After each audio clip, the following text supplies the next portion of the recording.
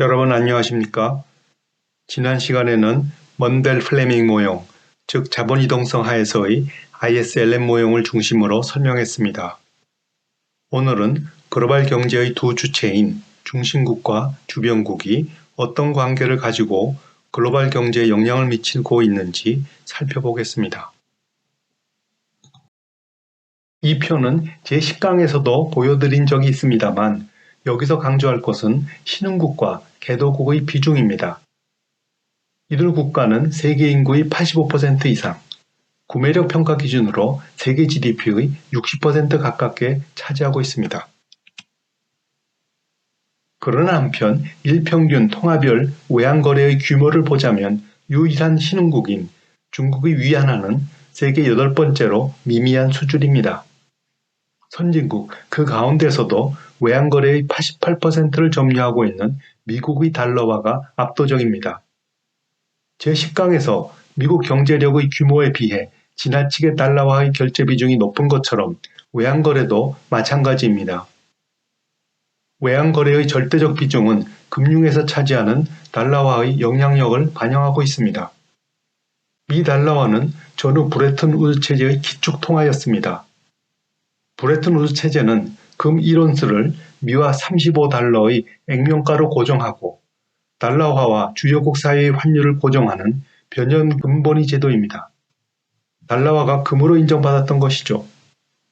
1970년대에 들어와 국제통화 질서는 변동 환율 제도로 이행했지만 달러화는 여전히 세계의 중심통화로 남았습니다.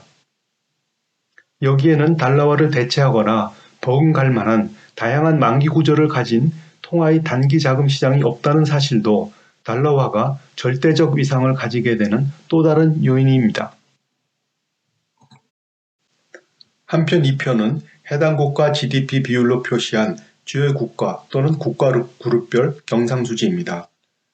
여기서 미국은 경상수지 적자를, 독일, 일본, 우리나라가 포함된 기타 선진국, 중국 등이 흑자를 보고 있습니다.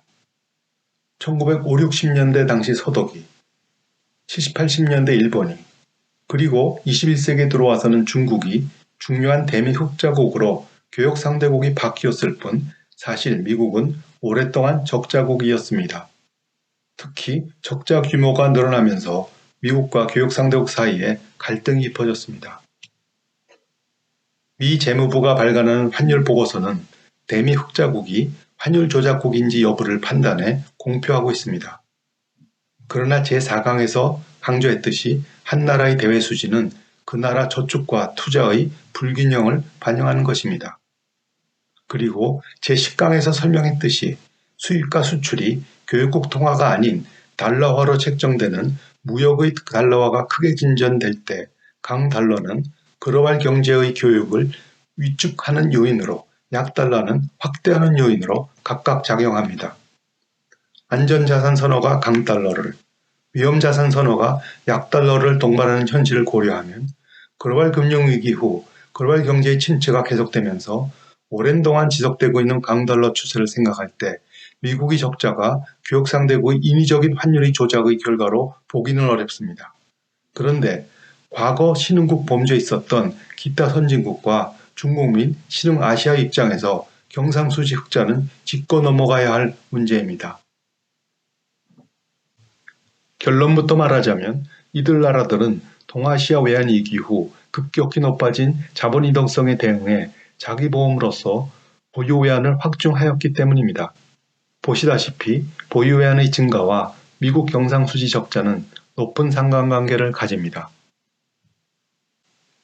글로벌 경제의 주변국들은 보유 외환을 쌓기 위해 저축을 크게 늘렸고 늘어난 저축은 국제금리를 떨어뜨리는 압력으로 작용했으며 중심국 미국의 저축과 투자의 불균형은 심화되었습니다. 19세기 후반 금융 글로벌화가 일어나면서 조어되었던 글로벌 불균형이 다시 회자되었습니다. 차이는 주변국들이 흑자국이라는 것입니다.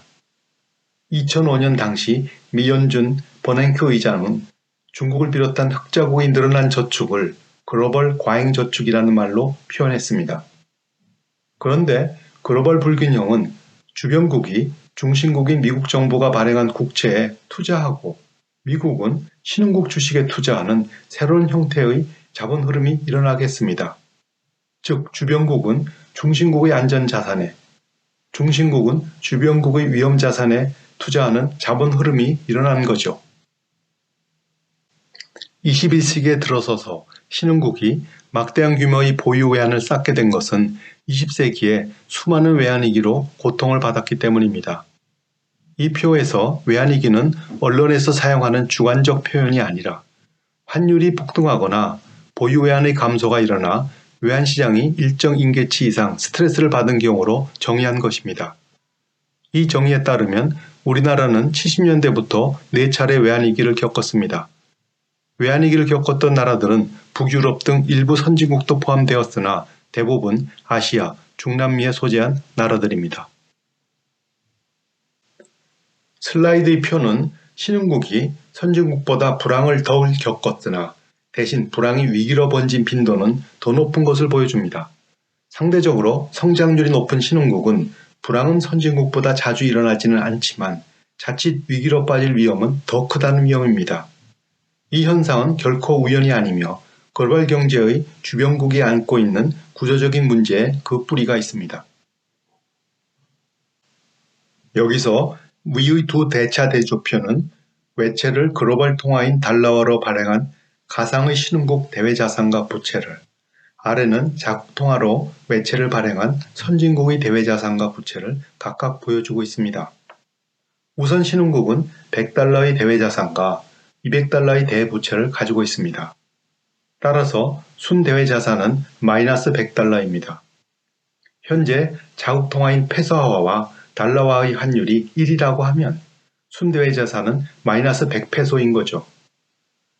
이때 이 나라에 부정적인 충격이 일어나 환율이 달러당 1.1페소로 페소화 가치가 10% 하락한다면 순대외자산 마이너스 100달러는 마이너스 110페소가 되어 10페소의 대부채가 증가하게 되며 새로운 환율을 적용하면 9.1달러의 외채가 늘어난 셈입니다. 한편 이 나라가 자국 통화 즉 200페소의 외채를 발행했다면 환율이 상승할 때 대자산 100달러의 가치가 110페소로 증가해 순대외자산은 마이너스 90페소가 되며 10페소만큼의 순대외자산이 증가합니다. 이렇듯 누구의 통화로 외채를 발행하는지에 따라 동일한 환율 변동에 대해 상반된 평가 효과를 동반합니다. 문제는 자국 통화가 아닌 국제 통화로 외채를 발행할 때 부정적 충격은 다시 부정적인 평가 효과를 초래한다는 것입니다.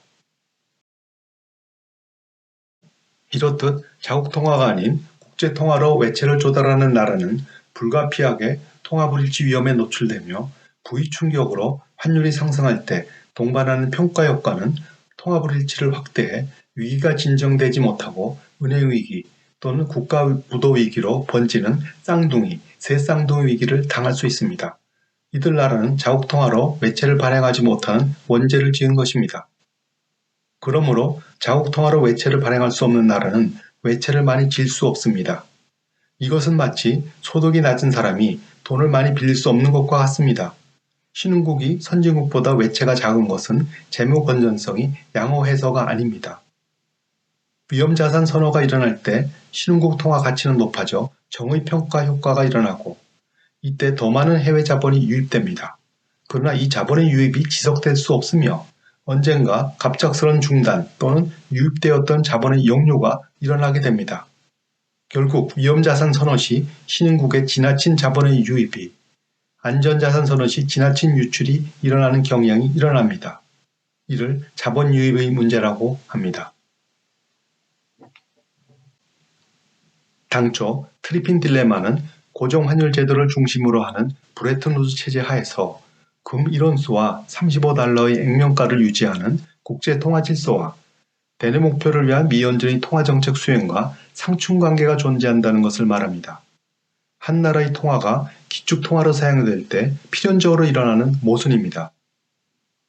그러나 변동환율 제도에서도 트리핀 딜레마는 일어납니다.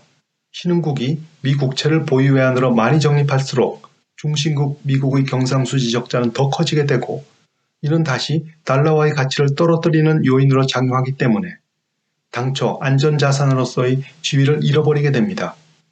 이 주장은 안전자산으로서의 달러와의 부족과 달러화에 대한 신뢰 사이의 상충관계로 요약될 수 있습니다.